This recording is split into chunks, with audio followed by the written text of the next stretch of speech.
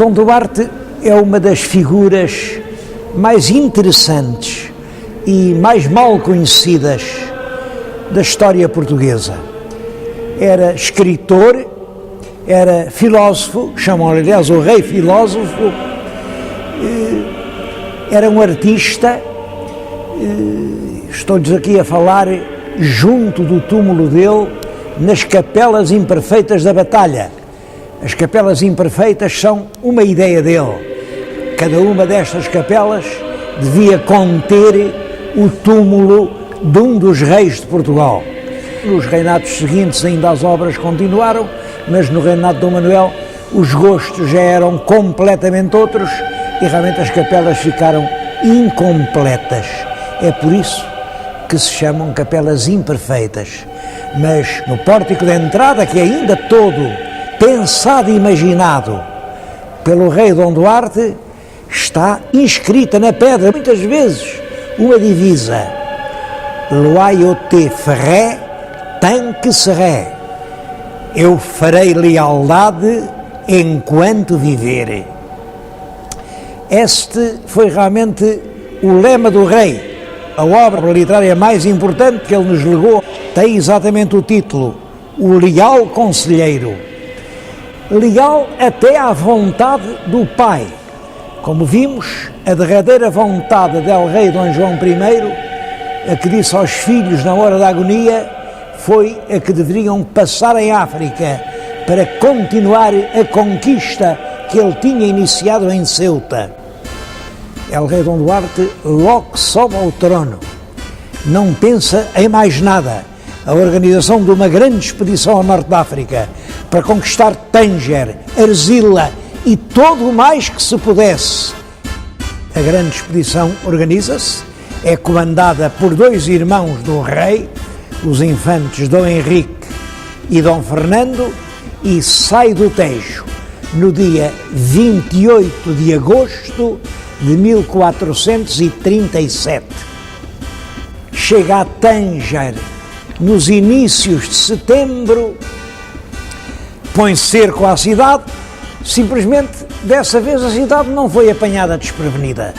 Os mouros sabiam que se preparava a expedição e estavam fortemente armados para a enfrentar. O infante Dom Henrique mandou fazer um palanque de madeira, como um fortim, e defendeu-se o mais bravamente que pode ser. A resistência ali, dentro desse palanque de madeira, aguentou 34 dias.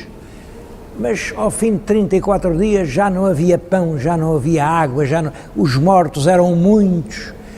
E o infante Dom Henrique não teve outra solução senão a de fazer um acordo com os mouros, seus inimigos.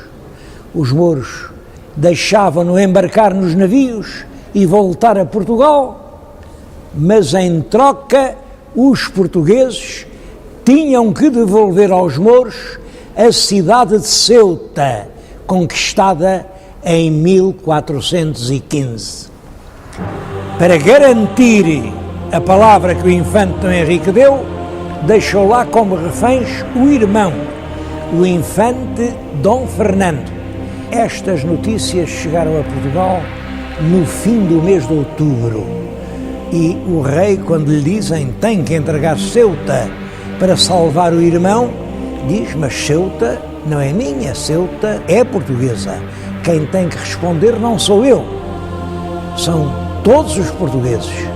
E então reuniu cortes na vila de Leiria e a resposta foi: não, Ceuta não pode ser abandonada. Portanto, o infante Dom Fernando, irmão del rei, fica entregue à sua triste sorte.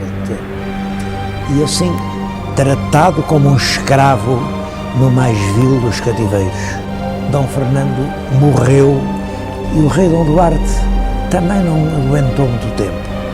Nesse mesmo ano de 1438, ao vir das cortes de Leiria, ele morreu.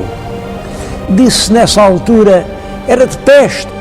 Disseram outros: não, o rei não aguentou aquele desgosto de entregar a uma morte angustiosa o seu próprio irmão. Eu não sei a verdade, sei que o rei filósofo morreu depois de apenas 6 anos de um atribulado reinado. E sucedeu no trono o filho mais velho, Dom Afonso, que tinha apenas 6 anos de idade.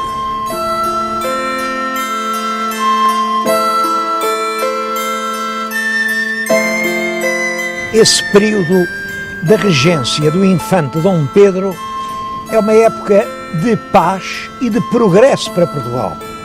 Estou a falar-lhes nisto em Coimbra, diante do Paço Real, paço que ele habitava, porque ele era Duque de Coimbra e fazia aqui, de certo modo, a sede do seu poder. Foi, por exemplo, aqui que ele reuniu as armas que tinha adquirido para uma guerra que não chegou a haver, mas ele manteve as armas aqui neste palácio. É ele quem manda organizar as ordenações afonsinas. As ordenações eram compilações de leis. A regência tinha começado em 39. Em 46, o jovem rei fez 14 anos, que era a idade que se considerava mínima para poder exercer o poder real. O infante entregou-lhe o poder, mas de uma forma um bocado simbólica, porque realmente quem continua a governar é o infante Dom Pedro, até que, 2 anos mais tarde, os nobres convencem o moço Dom Afonso a exigir o poder para si. E assim é, Dom Pedro, fora do poder, começa a ser objeto de provocações, de pressões por parte dos grandes fidalgos, até que se dá a tragédia do combate de Alfarrobeira, na qual o regente perdeu a vida. A época do rei Dom Afonso V ocupa todo o terceiro quartel do século XV. Essa época coincide com o fim da Idade Média na Europa e com o princípio da Idade Moderna. Os historiadores românticos gostavam muito de apresentar uma data, 1453. Essa data é realmente importante porque nesse ano os turcos conseguiram dominar a cidade de Constantinopla, a capital do Império Romano do Oriente. Esse feito comoveu profundamente toda a Europa cristã e, é claro, o Papa fazia grandes apelos a todos os reis cristãos. É preciso combater o turco, é preciso lutar contra os inimigos da cristandade. O jovem Dom Afonso V foi dos reis que mais ouvidos deram aos apelos do Papa e resolveu dedicar uma grande parte do seu reinado à conquista do império em África. Ele realmente conquistou a cidade de Alcácer Seguer, depois fez 2 tentativas fracassadas para conquistar Arzila. Arzila era a chave para ocupar Tânger, para vingar a morte do infante Dom Fernando. À terceira, conseguimos realmente ocupar a cidade de Arzila, embora com um pesado preço de sangue, e quando os portugueses tomaram Arzila, os mouros saíram de Tânger, porque realmente defender Tânger já sem Arzila era impossível. É assim que o rei muda o seu título, ele até aí era rei de Portugal, e Dom Afonso V passa a chamar-se rei de Portugal e dos Algarves, da Aquém e da Além-Mar. Mas é também no tempo de Dom Afonso V que se inicia a grande gesta nacional dos descobrimentos. Essa gesta está ligada a um nome, o nome do infante Dom Henrique, que era tio de Dom Afonso V. Eu vim falar-lhes nele aqui em Sagres. O que estão a ver é o promontório de Sagres, mais longe ficou ao cabo de São Vicente, e é aqui, nesta penedia, nesta falésia mística, que o infante Dom Henrique mandou construir a Vila do Infante. Eu devo dizer que hoje não sei ao certo onde seria a Vila do Infante. O que é certo é que ele viveu aqui no Algarve, esteve aqui em Sagres, e foi a partir daqui que ele dirigiu a Empresa Nacional dos Descobrimentos. Os escritores do século XIX criaram à volta disso uma verdadeira lenda mística. O infante aqui, nesta penedia, a olhar ao longe o mar, com os seus grandes sonhos de império. Outros inventaram a escola de Sagres. Bem, não há nenhuma escola de Sagres. O infante nunca deve ter perdido tempo aqui nesta penedia. O infante era um homem realista, era um homem que sabia bem o que queria. Por reação a essa lenda romântica, vários historiadores do século XX tentaram diminuir o papel do infante Dom Henrique na obra coletiva dos descobrimentos. Bom, e disseram, não foi só o Dom Henrique, também foi o Dom Pedro. É verdade, é verdade. E o infante Dom Henrique já continuava uma obra vinda de trás, porque já no tempo do Afonso IV a gente foi até aos Canárias, tudo isso é verdade. Mas também é verdade que esses historiadores estavam ao sabor de um vento que soprava no seu tempo, que era desfazer os heróis. Eles tentavam apagar a lenda de heroísmo que fez do infante Dom Henrique o príncipe do mar, o infante de Sagres, o homem dos descobrimentos.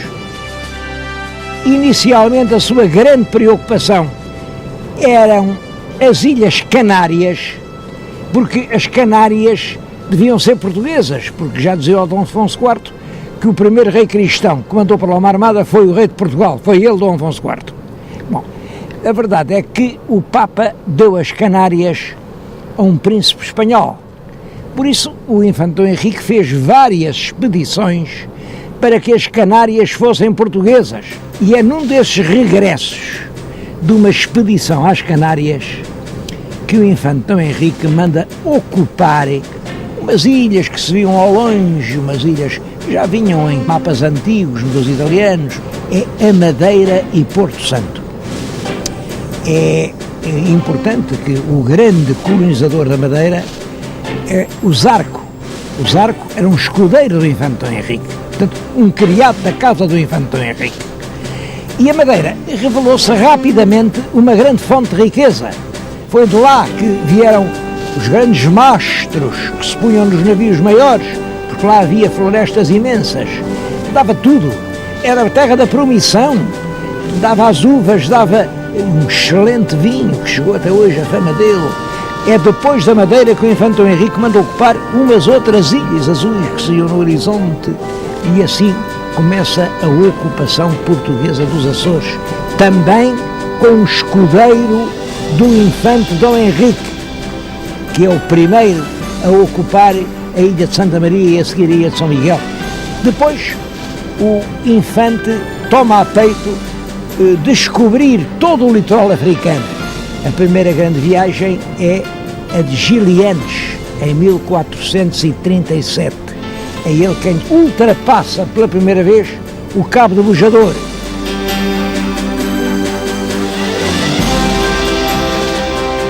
Dez anos depois da morte do infante, chamavam ao infante Dom Henrique o inventor das ilhas. É realmente o infante quem inicia esse plano gigantesco que é a descoberta do mundo.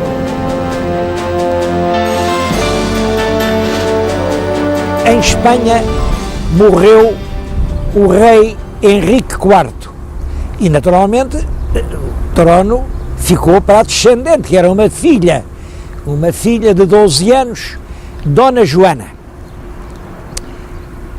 Houve, em todo caso, um grande partido que entendia que quem devia suceder ao rei, que era um fraco rei, devia ser a irmã, a princesa Isabel, que tinha um casamento já aprazado com o rei do Aragão, Fernando de Aragão.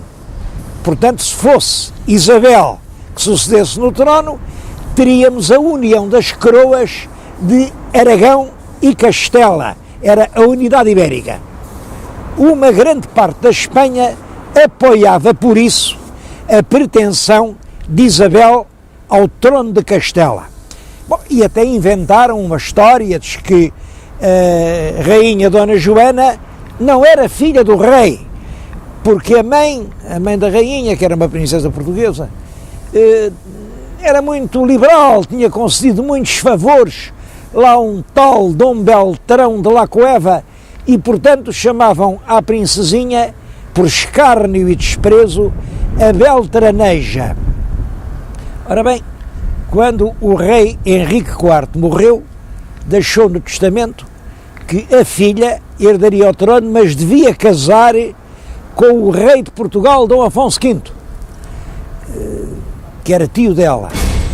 O rei de Portugal aceitou, quis ser rei de Castela, reuniu tropas para entrar em Castela, mas a aventura militar portuguesa foi mal sucedida.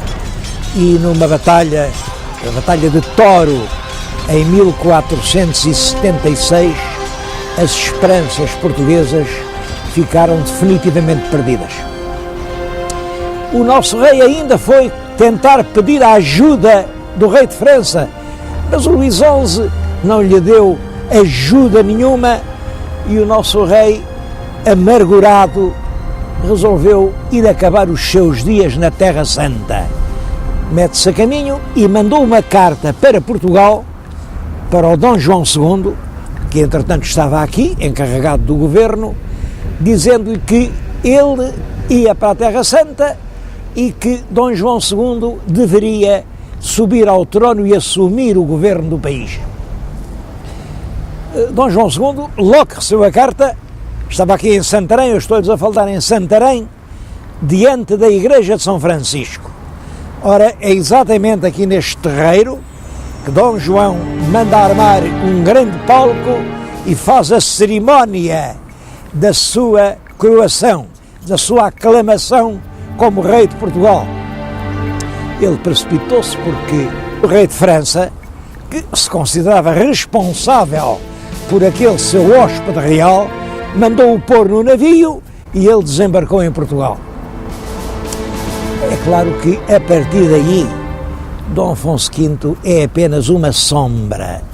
Quem efetivamente governa o país é o filho, que ficou na história com o nome de Príncipe Perfeito.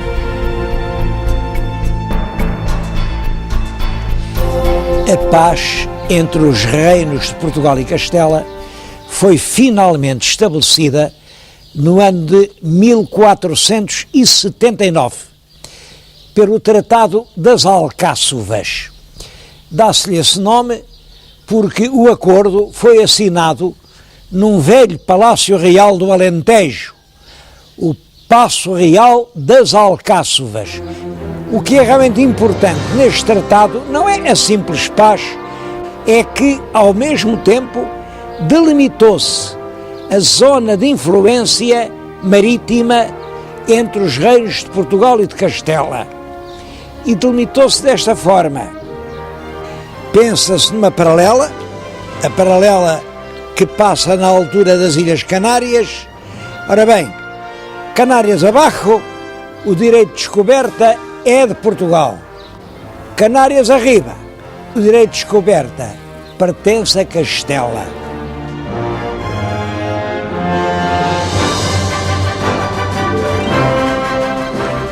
Foi também no Tratado das Alcáçovas que se combinaram as célebres terçarias de Moura. Terçaria é uma palavra antiga que significa depósito em poder de terceiro. Quando se discutia, por exemplo, a propriedade de uma coisa, se era de A, se era de B, não ficava nem na posse de A nem de B, mas entregava-se a um terceiro até que se disse quem tinha razão. Ora bem, neste caso, a terceira era a infanta portuguesa Dona Beatriz. Veio viver aqui para Moura e, em poder dela, os reis católicos punham a filha mais velha. E o rei de Portugal pôs o neto mais velho, que era o pequeno infante Dom Afonso, também em poder dela. E aqui deviam esperar que tivessem idade para casar e assim se resolvia a paz ibérica. Quanto à pobre Dona Joana Beltraneja, preferiu entrar num convento onde depois passou o resto da sua vida. As terçarias de Moura foram suspensas ao fim de alguns meses. Os políticos fizeram novos planos, sempre na ideia de unir todas as coroas da Espanha, e as coisas deram muita volta. A verdade é que o tal infante Dom Afonso, filho do nosso futuro Dom João II, sempre acabou por casar com a princesinha Dona Isabel, herdeira do trono de Castela. O príncipe casou e, poucos meses depois, em Santarém, quando cavalgava na ribeira do Tejo, o cavalo tropeçou, caiu, ele partiu o pescoço, morreu.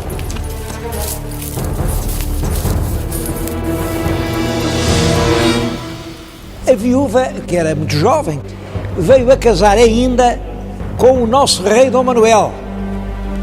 Mas também esse casamento não teve sorte nenhuma. Chegaram a ter um filho, mas a rainha de Portugal morreu do parto desse seu filho, ao qual deram o nome de Dom Miguel da Paz.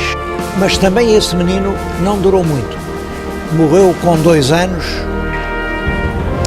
Entretanto, os últimos anos do nosso rei Dom Afonso V, que vão desde a paz das Alcáçovas até ao fim da vida, são uns tristes anos. Era um rei que já realmente não reinava. Toda a gente sabia que ele tinha só um projeto, era ir recolher-se no claustro do Varatojo e passar ali como monge os últimos anos da sua vida. Entretanto, Dom Afonso V vem a Sintra, deve ter entrado aqui debaixo deste arco, vinha com calor, era verão, pediu uma bebida fresca e morreu pouco depois. Morreu porque os amigos do rei disseram, bom, foi uma morte natural, morreu porque morreu. Ele não era velho, tinha 50 e poucos anos, mas morreu. Os inimigos de Dom João II disseram, morreu porque o filho o envenenou. Foi peçonha que lhe deram a beber. O Marquês de Montemor, que era irmão do Duque de Bragança, dizia isso a quem o queria ouvir. Andava lá por Castela a acusar o Dom João II de ter assassinado o próprio pai. Dom João II, que sempre negou, deu ordem para que o julgassem e o condenassem à morte. Depois encarregaram os escultores de fazer uma estátua que parecia exatamente o Marquês. Trouxeram-no aqui em Abrantes e no lugar provavelmente em frente da Torre de Homenagem. Cortaram a cabeça da estátua. Era isso que se chamava a execução em estátua. Diz-se que o Marquês, quando recebeu a notícia, teve um desgosto tão grande que morreu. Dom João II herda a coroa portuguesa em 1481. O país estava cheio de problemas e talvez o problema mais urgente de todos fosse, nessa altura, o da pobreza da coroa.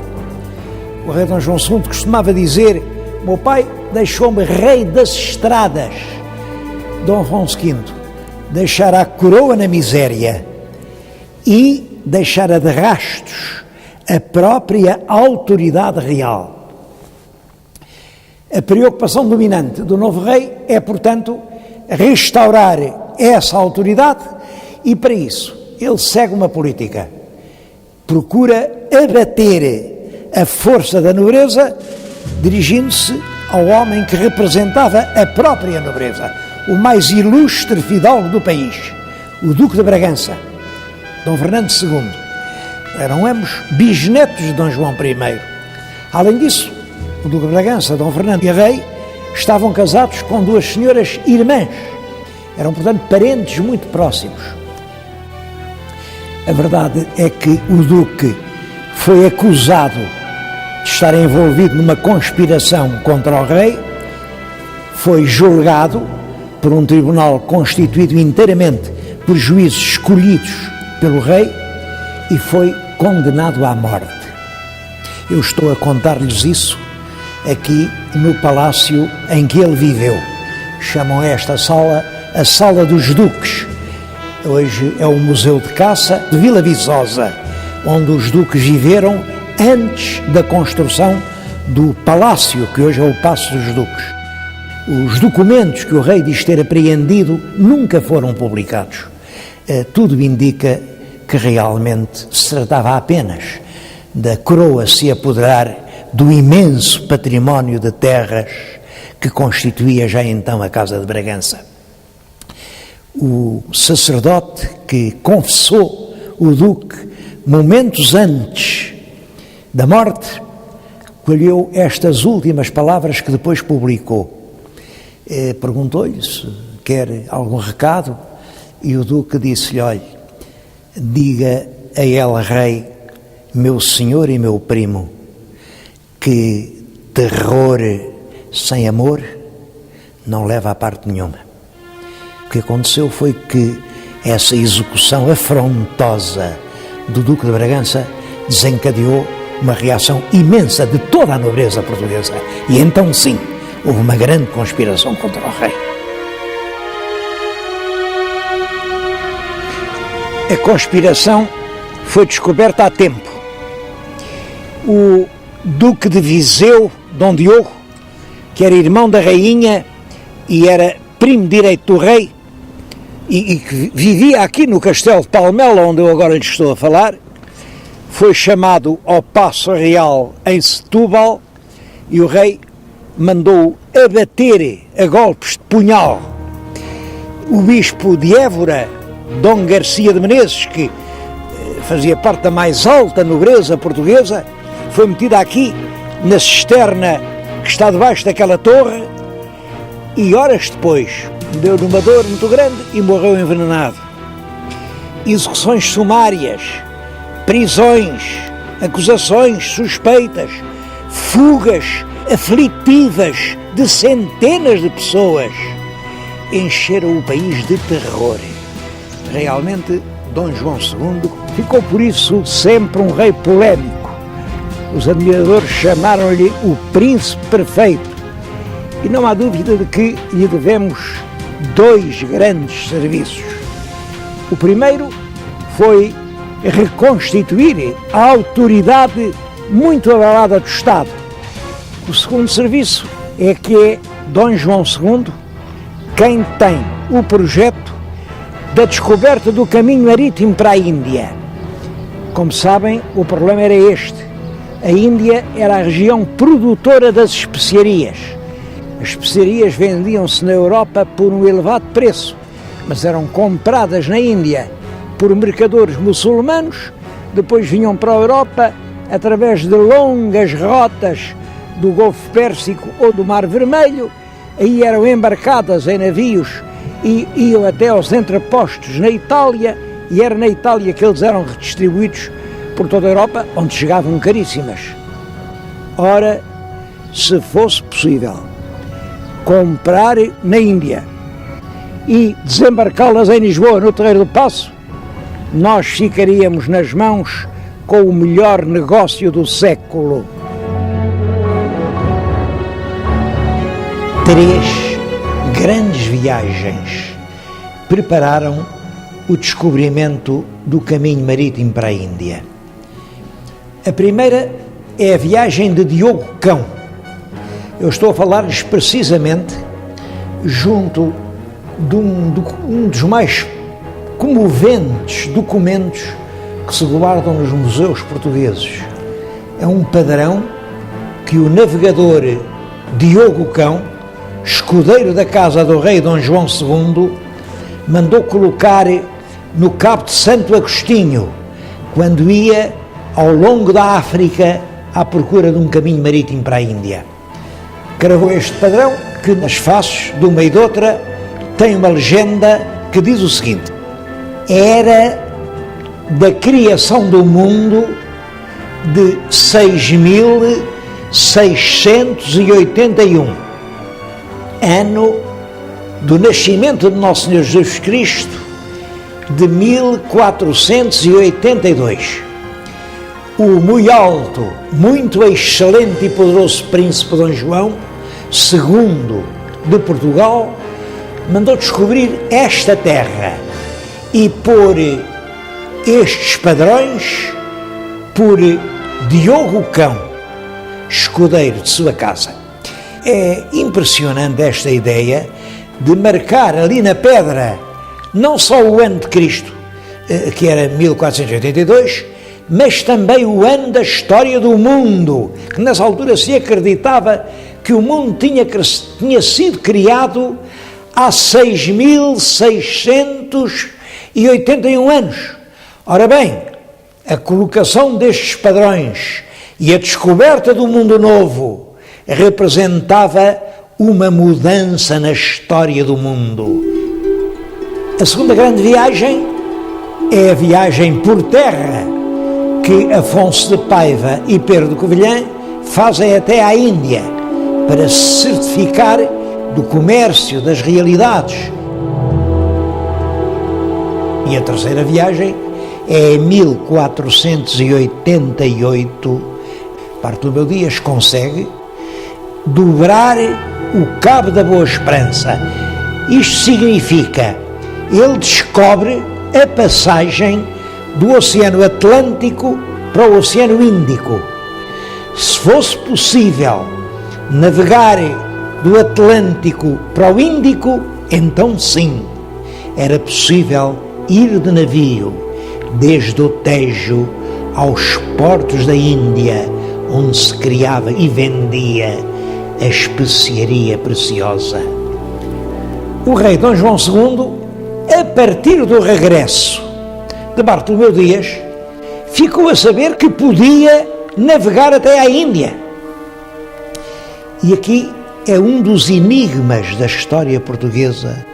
Se ele sabia o caminho, porque é que não mandou logo os seus navios até à Índia?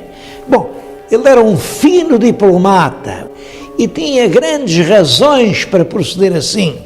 É possível que o casamento do príncipe português com a herdeira do trono castelhano, se não tivesse podido se fazer, se os reis católicos soubessem que afinal a coroa de Portugal estava de posse do grande negócio do século, do monopólio das especiarias da Índia. É possível que fosse isso. De qualquer maneira, a verdade é esta. Dom João II já sabe que pode navegar até a Índia, mas não mandou expedição alguma. E é no tempo que, entretanto, passa, que se dá o episódio de Colombo. Cristóvão Colombo era um genovês que vivia em Portugal, certamente tinha conhecimento desse projeto dos reis portugueses de fazerem a ligação direta entre a Europa e a Ásia, e como isso ainda não tinha sido descoberto, julgava ele, apresenta um projeto novo a El Rei Dom João II. O projeto aparentemente é muito simples. Se o mundo é redondo, para ir à Índia, tanto se pode navegar para o Oriente, no sentido de nascer do Sol, como para o Ocidente, porque numa esfera todos os caminhos vão dar ao mesmo ponto. E ele propõe sair de Lisboa, navegar sempre para o Ocidente, no sentido do Sol, e assim acabará chegando à Índia. O nosso rei Dom João II viu o projeto, mandou-o estudar pelos seus cosmógrafos e rejeitou. Disse, não, o seu projeto não nos interessa. Cristóvão Colombo vai para a Espanha e oferece esse mesmo projeto aos reis católicos. E os reis católicos aceitaram o projeto. Realmente deram-lhe navios, deram-lhe uma tripulação, navega sempre no sentido do Sol e acaba por chegar a umas terras que não estavam nos mapas e que ele pensa que são as ilhas japonesas. Dali à Índia não é longe e, portanto, acredita que realmente descobriu as Índias, e é essa notícia que manda para a Espanha. Colombo, depois da descoberta lá das suas Índias, não volta à corte dos reis católicos, volta à corte de Dom João II e vai dizer-lhe: eu já descobri a Índia. Bom, e a verdade é que ele faz-se acompanhar por os indígenas de uma cor parda e tem o cabelo liso. O cabelo não é encarapinhado como eram todos os nativos que o rei Dom João II conhecia. E pensou o diabo, se calhar estes são mesmo da Índia. E disse ao Cristóvão Colombo: bom, mas essas ilhas que acabas de descobrir são da coroa de Portugal, porque nós temos um tratado com Castela, que é o Tratado das Alcáçovas, que diz que tudo o que ficar para baixo do paralelo das Canárias pertence à coroa de Portugal. Colombo diz que naturalmente que não, ele navegou ao serviço dos reis católicos e, portanto, aquelas ilhas pertencem aos reis católicos. E Dom João II vai entabular negociações com os reis católicos para estabelecer as áreas de influência, para marcar o mar português e o mar castelhano. E é assim que se estabelece o Tratado de Tordesilhas. Agora a linha divisória já não é uma paralela, é o meridiano que passa 370 léguas a ocidente das ilhas de Cabo Verde. O que ficar para oriente dessa linha pertence à coroa de Portugal. O que ficar para ocidente dessa linha pertence à coroa de Castela. Ambas as partes ficaram muito contentes com esse acordo, porque tanto uns como outros julgaram que tinham enganado o adversário.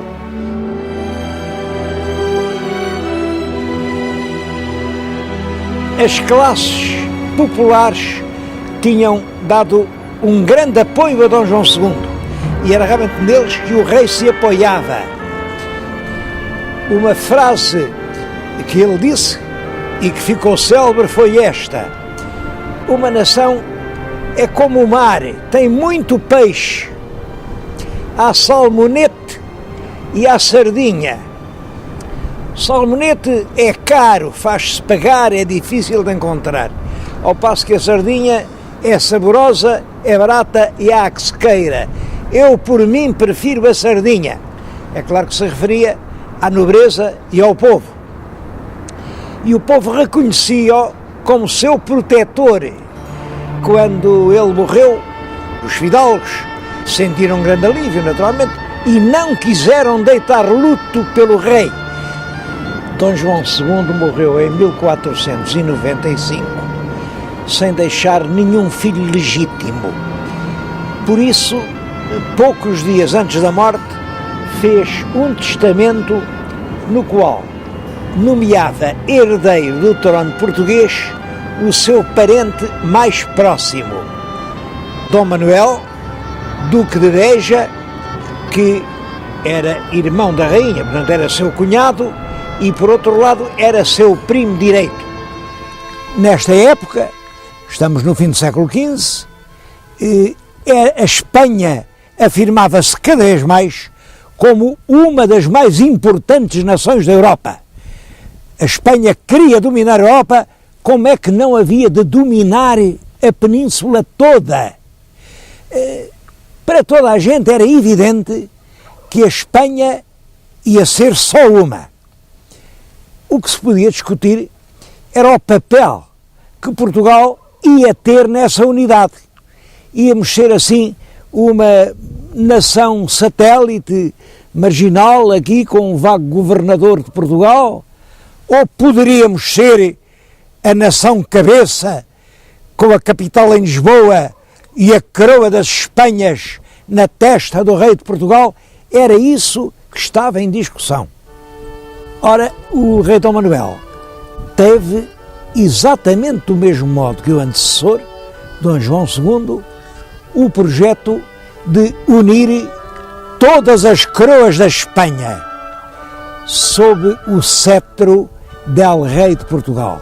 E foi para isso que ele casou com uma filha dos Reis Católicos que podia vir a ser Rainha de Espanha. Mas esse casamento teve um preço odioso. É que os Reis Católicos tinham como projeto prioritário a unidade da Espanha, mas uma unidade sob todos os aspectos. E foi por isso que eles, no dia 30 de abril do ano de 1492, mandaram arautos a todas as cidades da Espanha a proclamar que todos os judeus ou se convertiam, ou saíam, ou morriam. Perante aquela intimação, eles realmente saíram de Espanha. Devo dizer que os judeus em Espanha eram, nessa altura, centenas de milhares. Foram muitos desses que se vieram fixar aqui. Eram mercadores, eram juristas, eram matemáticos, eram astrónomos, eram médicos, eram professores, eram pilotos do mar alto. De certo modo, eram eles os quadros mentais do país. Eram eles quem geriam os grandes negócios. Portanto, a economia do país estava nas mãos deles. É muito possível que os reis católicos tenham compreendido o perigo que resultava desse verdadeiro êxodo de quadros.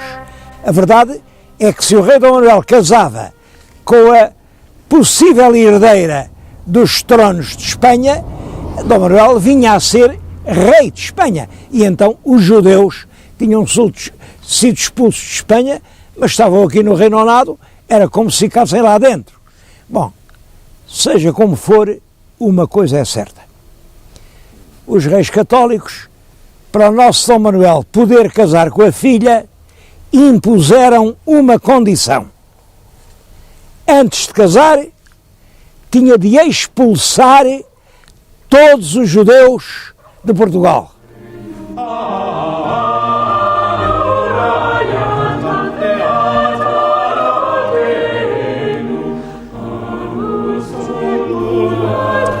O nosso rei Dom Manuel, na véspera do Natal do ano de 1496, mandou proclamar em todas as terras e vilas do país ordem para os judeus saírem de Portugal até ao mês de outubro.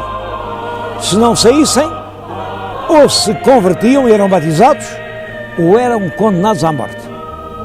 Mas, ao mesmo tempo, também deu ordem para na fronteira não deixarem passar judeu nenhum, para nos portos marítimos não deixarem embarcar nos navios judeus nenhum.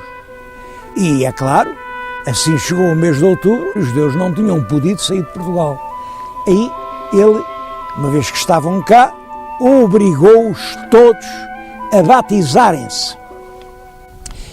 Esse batismo forçado fez-se em todo o país e eu penso que foi realmente um dos momentos mais infelizes da história de Portugal. Porque então, como agora, não há rei nenhum, não há lei nenhuma, não há força nenhuma que obrigue um homem a acreditar naquilo em que realmente não acredita. Por isso, os judeus, batizados à força, ficaram cristãos por fora, mas judeus por dentro. O rei Dom Manuel sabia bem que era assim. Mandou fechar todas as sinagogas do país e decretou durante 30 anos: ninguém pode ser incomodado por motivos religiosos. Acreditava ele que 30 anos depois já ninguém se lembrava sequer que tinha sido judeu. Enganou-se, porque as sinagogas fecharam, mas as mães continuaram a ensinar aos filhos a única verdade em que elas acreditavam. 30 anos depois, milhares de portugueses acreditavam que o Messias ainda está para vir ao mundo, que a lei nova é uma impostura e que a verdade verdadeira é a que a lei velha nos ensina.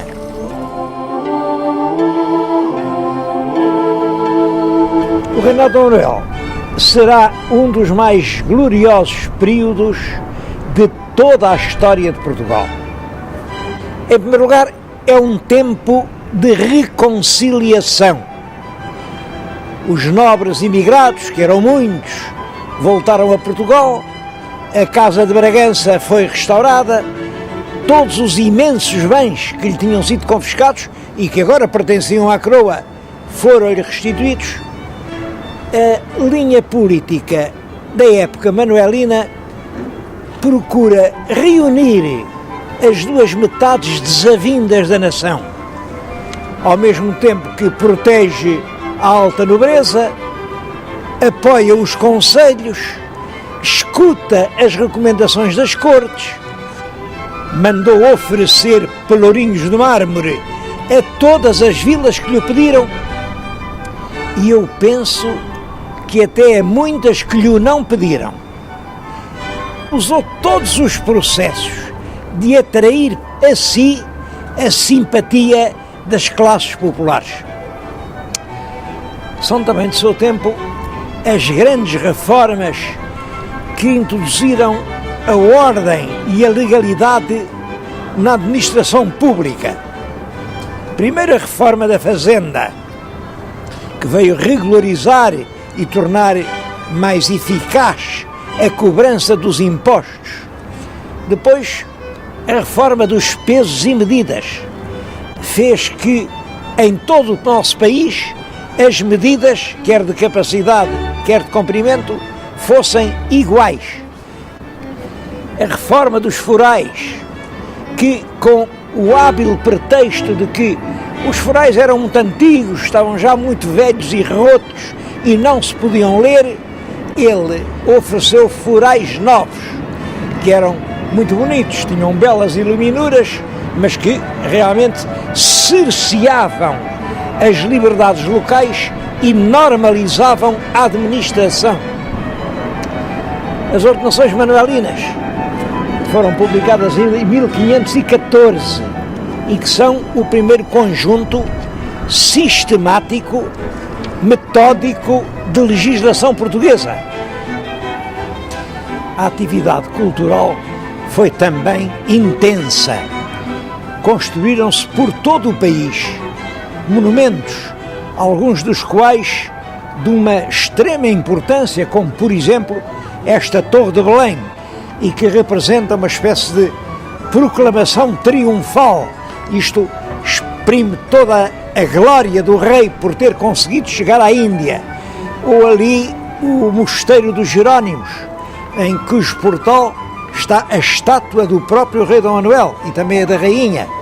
Ou o claustro manuelino da Batalha, a matriz de Vila do Conde. Aliás, por todo o país, rara é a vila onde não se encontra uma presença manuelina. Nas letras avultam grandes nomes, o maior de todos é claro que é Gil Vicente, mas grandes cronistas como Garcia de Rezende, ou grandes poetas como Bernardino Ribeiro, como Sá de Miranda. Mas é claro que o facto mais notável de todo o reinado, mais notável pelas consequências que veio a ter na história portuguesa das décadas seguintes, foi a descoberta do caminho marítimo para a Índia.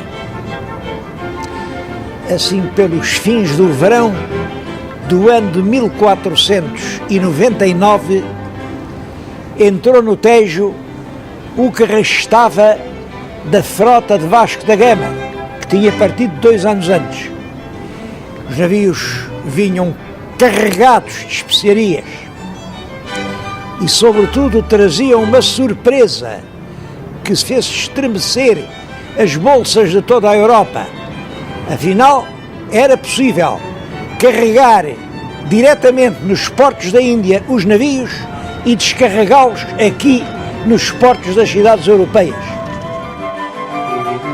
Claro que o rei não perde tempo, manda organizar agora uma grande armada, 13 grandes naus, comandadas por Pedro Álvares Cabral, e manda-os caminho da Índia. Mas na viagem de ida, por alturas da Páscoa do ano de 1500, eles avistaram umas terras novas, a que puseram o nome de Terra de Veracruz.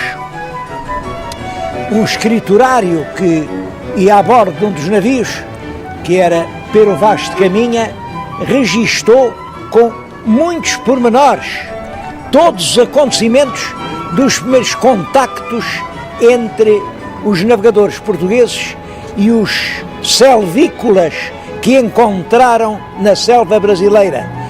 Esse documento é uma das obras-primas da nossa literatura de viagens e já com toda a razão se lhe chamou a certidão do nascimento do Brasil.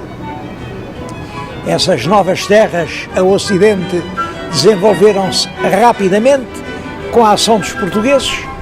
A colonização sistemática e oficial ordenada pelo rei só começa, todavia, em 1530, com a fundação da cidade de São Vicente e a instalação do primeiro engenho de açúcar.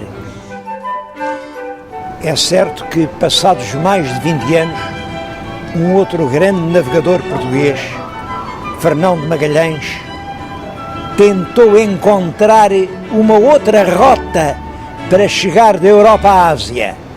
Era a rota do Estreito de Magalhães. Saía-se do Atlântico, entrava-se no Pacífico, atravessava-se todo o Oceano Pacífico e entrava-se no Índico. Mas a verdade é que essa rota revelou-se impraticável para a navegação comercial e a Rota do Cabo continuou a ser a única. O comércio das especiarias orientais ficou assim nas mãos dos portugueses e a cidade de Lisboa tornou-se um importante centro de comércio marítimo. Deixou de ser uma pequena cidade quase ignorada na Europa para ser realmente uma grande cidade europeia. E a partir dos portos indianos, os portugueses expandiram-se numa imensa zona no Oceano Índico e no Oceano Pacífico.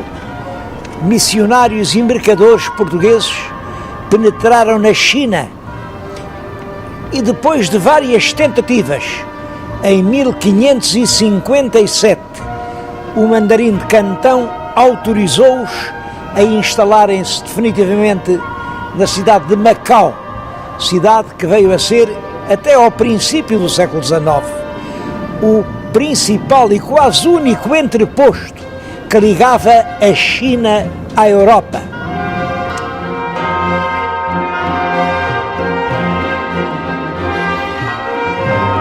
Mas a riqueza de Portugal durante a época da expansão é uma riqueza mais aparente do que real e que se apoiava em bases muito frágeis.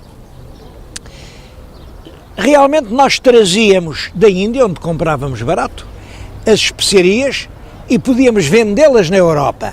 Bom, mas na Índia tínhamos de as pagar ou a dinheiro, e nunca tivemos muito dinheiro, ou sobretudo com produtos que faziam falta na Índia, mas que nós também não tínhamos, que era o cobre, a prata, o coral, o chumbo, alguns tecidos preciosos, e tudo isso nós tínhamos que o comprar no estrangeiro.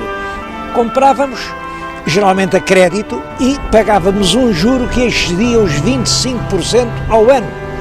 Esse dinheiro era obtido dentro do reino por empréstimos. Esses empréstimos eram titulados pelos famosos padrões de juro. Isto significa que os produtos com os quais nós comprávamos as especiarias nos ficavam tão caros que as especiarias acabavam por não dar lucro. É que para podermos fazer o nosso negócio, tínhamos que assegurar o domínio militar das regiões. É assim que começa a ideia do Império Português no Oriente. Mas além das despesas da Índia, havia muitas outras. Era preciso sustentar os milhares de homens que estavam nas praças do norte da África e para quem era preciso mandar tudo. Era preciso pagar ao pessoal em serviço na corte. A corte que tinha tido 200 servidores na época de Dom João II e 4.000 na época de Dom Manuel. E toda essa gente vivia à custa do que o rei lhes dava. As despesas eram tantas que um tesoureiro, o Fernando Alves de Andrade, a certa altura escreve: nem que o dinheiro se apanhasse com gamelas nas areias da praia, chegava para esta despesa toda. É claro que isto originou um déficit profundo, e isso não é alheio às diligências que o governo português faz para que concedam a Portugal uma Inquisição que inicialmente visava um objetivo: era o confisco das fortunas dos judeus entre os anos de 1536, é o ano em que a bula da Inquisição é concedida, e o ano de 1684 é um ano que eu escolhi, mas que não marca o fim da Inquisição, mas só neste período foram instaurados 20.000 processos pelo Santo Ofício. Em consequência, foram queimados nas fogueiras 1.377 pessoas. Muitas outras foram condenadas. Ora, como calculam, não há ninguém que goste de ser queimado. E, portanto, o que aconteceu é que todos os que puderam fugiram do país. Portugal ficou cada vez mais pobre.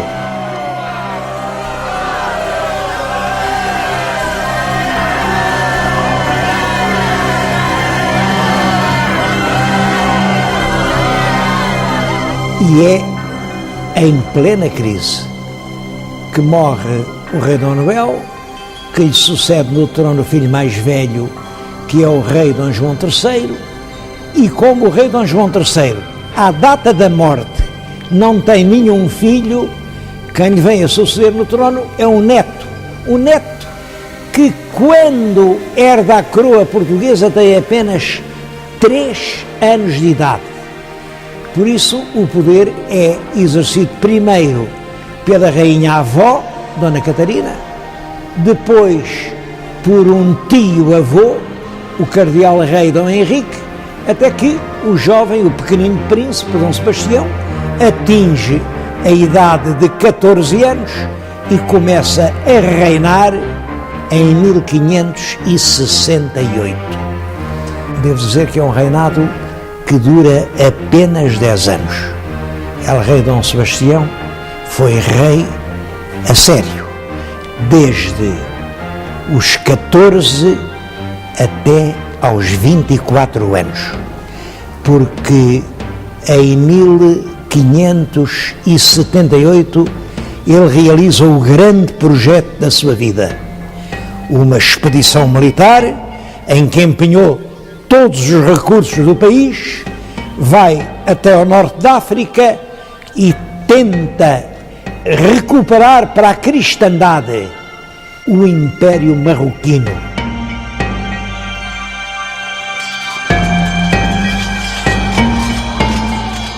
é a terrível batalha de Alcácer Quibir, no verão de 1578, em que El Rei perdeu a vida e todo o exército português ficou ou morto ou cativo.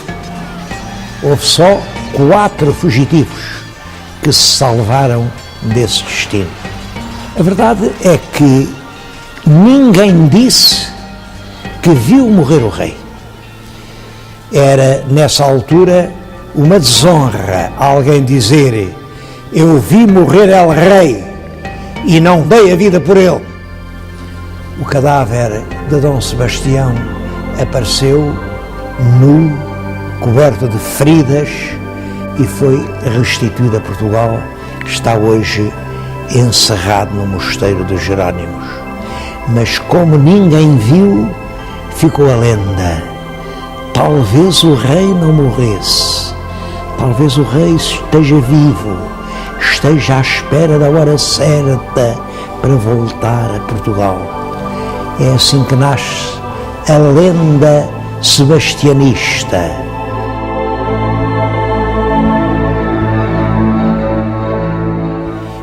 Foi durante o reinado de Dom Sebastião que foi publicada em Lisboa, em 1572, uma obra que depressa viria a ser reconhecida como um dos pontos mais altos atingidos pela poesia portuguesa. Estou a falar dos Lusíadas, de Luís Vaz de Camões. É um exemplar da primeira edição. É um livro raríssimo. O tema da obra é a viagem de Vasco da Gama para a Índia, mas a propósito da viagem ele consegue contar toda a história de Portugal e por detrás dos versos grandiosos que se referem a esses temas vê-se que está também a narrativa da sua vida de escudeiro perseguido, torturado, que percorre o mundo e a quem é negado o justo prémio dos serviços que ele sabe estar prestando à pátria.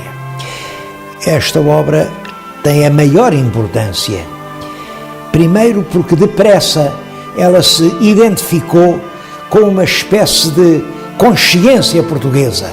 A camada culta dos portugueses viu nos Lusíadas o livro nacional.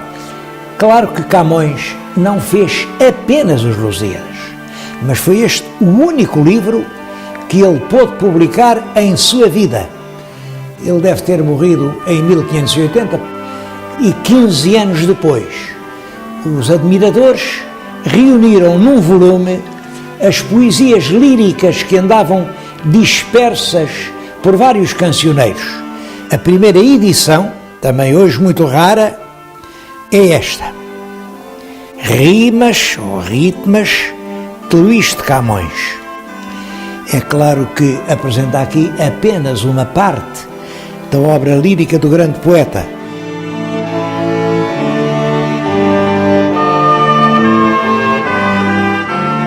O rei Dom Sebastião morreu solteiro e sem filhos. Ele também não tinha irmãos e por isso a herança da coroa vem a recair no cardeal infante Dom Henrique. Era o último filho ainda vivo do rei Dom Manuel, mas ele já estava com uma idade avançada e punha-se esta questão: e quando o cardeal rei morrer, quem vai ser rei de Portugal? Dom Henrique resolve reunir cortes em Almeirim para resolver essa questão que preocupava todos os portugueses. Claro que quem teria direito ao trono seria o neto do rei Dom Manuel. E Dom Manuel tinha vários netos vivos, mas os 3 cuja candidatura era mais séria eram Filipe II, que era rei de Espanha, mas era herdeiro por via feminina, a duquesa de Bragança, Dona Catarina, portanto herdeira por via masculina, e era Dom António, prior do Crato, esse era varão e era filho do infante, simplesmente dizia-se que não era filho legítimo. Quase toda a nobreza, sem exceções, defendia a candidatura de Filipe II, porque o país estava realmente necessitado de auxílio. O povo entendia que entregar a coroa portuguesa ao monarca estrangeiro era abdicar da nossa independência. Por isso, apoiou a causa do Dom António Prior do Crato. Chegou mesmo a aclamá-lo rei em Santarém e trazê-lo até Lisboa. Foi um reinado efêmero, porque, entretanto, morreu o cardeal Dom Henrique, sem nada ficar assente, mas ele nomeou uns definidores para dizerem quem teria mais direito à sucessão real. E os definidores pronunciaram-se a favor de Filipe II, rei de Espanha. Filipe manda o seu exército, comandado pelo Duque de Alba, entrar em Portugal, e ele entrou sem dificuldade em Lisboa. E é assim que começa a terceira dinastia. Chama-lhe dinastia filipina porque os três reis que a constituíram, Filipe II, Filipe III, Filipe IV, todos eles chamavam Filipes.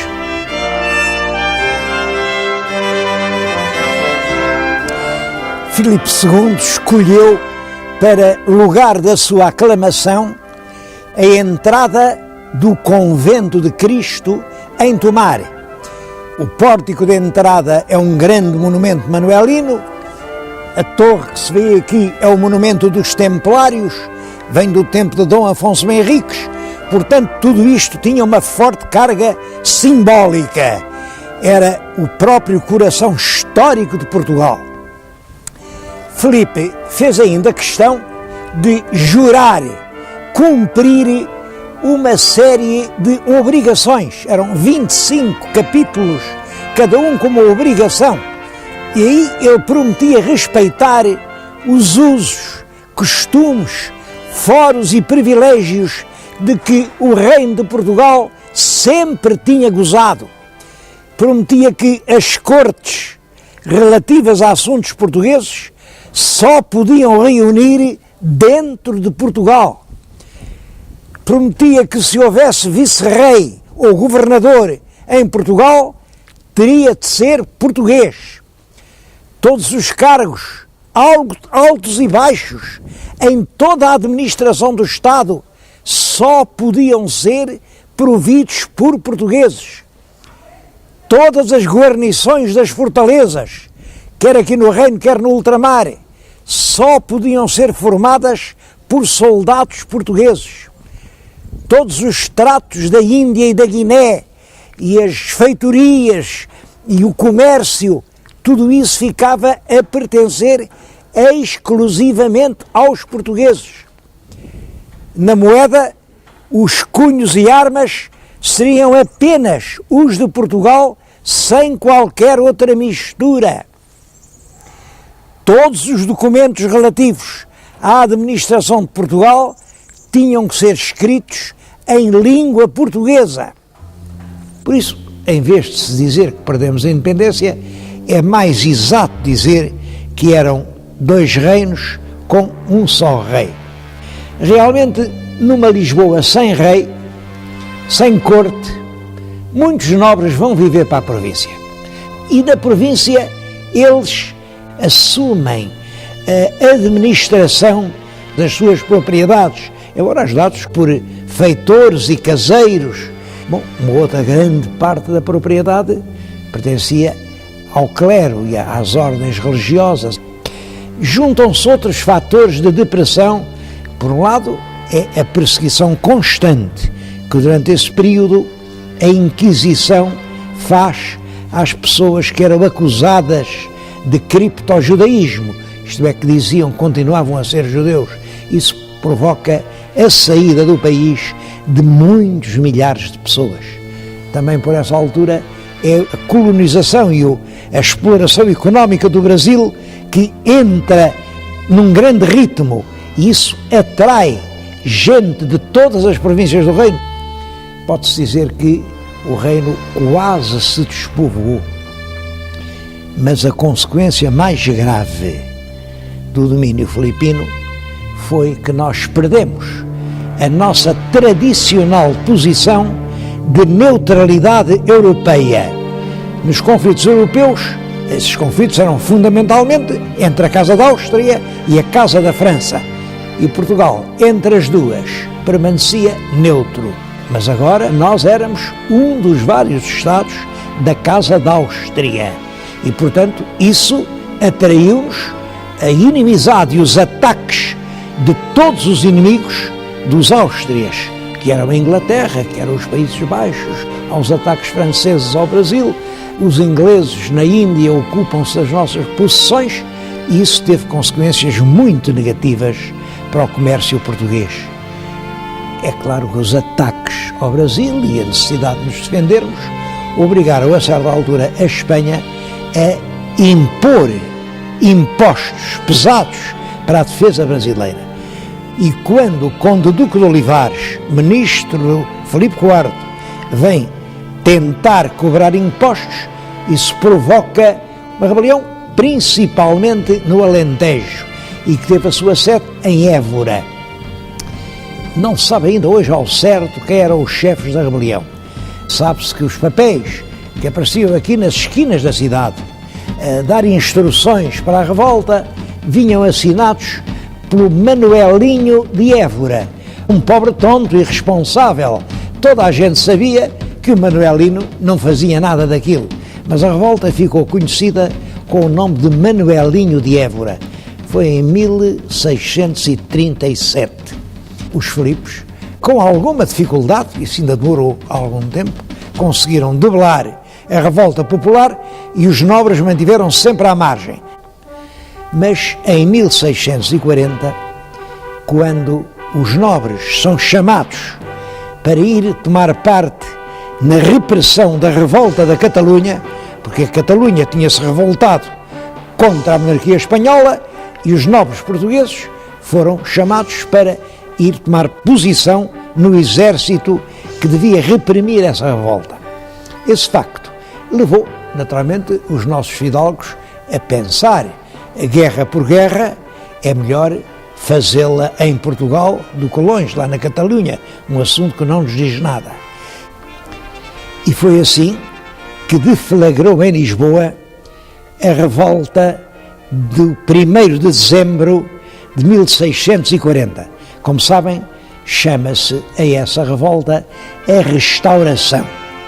Os nobres conjurados tinham ido a Vila Viçosa e tinham convencido o Duque de Bragança, Dom João, a aceitar a coroa portuguesa. Dom João era o neto daquela Dona Catarina que, em 1580, se tinha apresentado como pretendente à coroa portuguesa. Dom João aceita, depois de alguma hesitação, ditada pela prudência, e é assim que se inicia a 4ª dinastia, que vai desde Dom João IV até à proclamação da República em 1910.